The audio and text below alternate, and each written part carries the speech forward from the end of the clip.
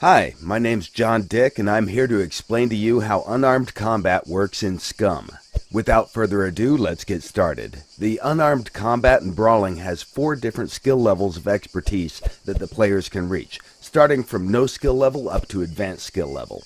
However, the character's skill is just one of many things that are taken into consideration when combat begins. The other important factors are the player's ability to control his character during the combat and the physical condition of his character. Now that you know the basics, let's take a look at how the combat system works in other modern survival games. For this, we created a simulation of the type of unarmed combat that you can find in practically every survival game available on Steam. From what you can see here, the character is constrained at the hip, but you can tilt their upper body and throw random punches toward your opponent. The camera is locked behind the character. It doesn't provide the player with a good overview of the situation, and most of the time it's really hard to tell where the punch will land. Obviously, this is a very basic implementation, and we could have done it the same in SCUM, but we wanted to make something different. So, what exactly did we do in SCUM to make things better? First, we wanted to find out the best way to fit martial arts in SCUM's gameplay mechanics, and we quickly realized that the angle of the camera has to be changed.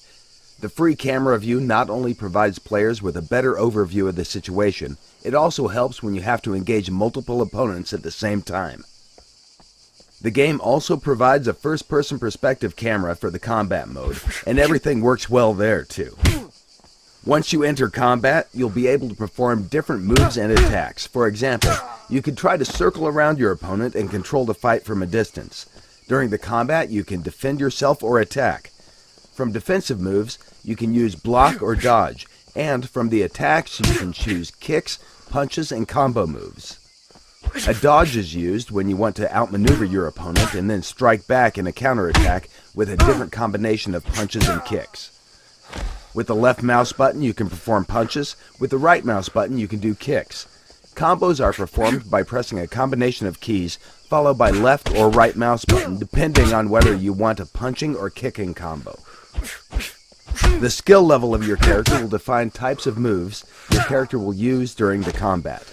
So, for example, he might do a simple jab or a cross. Or, if he's more skillful, then he can step in, close the distance, and use a more powerful punch.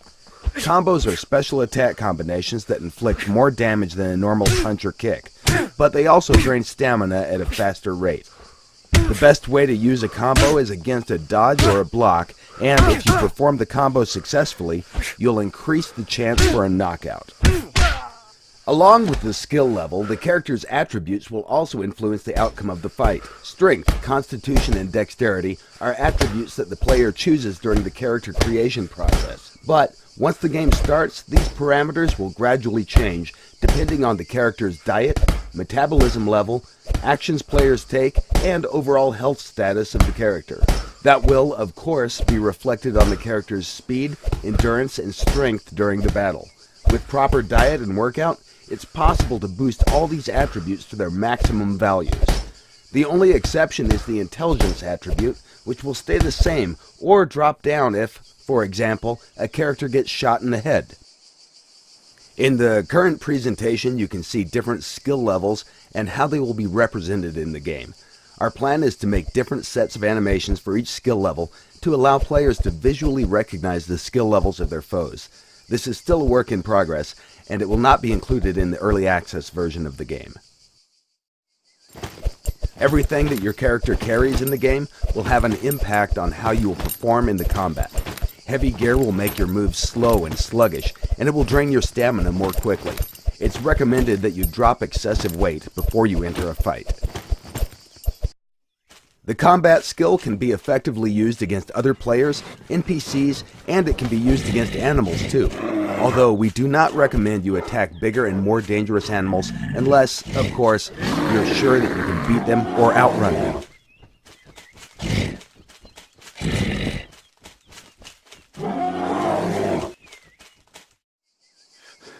In short, these were the basics about SCUM unarmed combat skill, and everything you saw is still a work in progress. We aim for further optimization of the combat process to make it more fluid and enjoyable. Future plans are to replace mocaps with more realistic animations.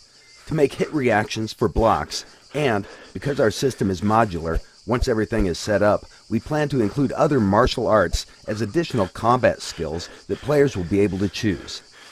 We hope you have enjoyed this presentation, and if you want to find out more about SCUM, be sure to follow us on Facebook, Twitter, or our dev blog on scumgame.com.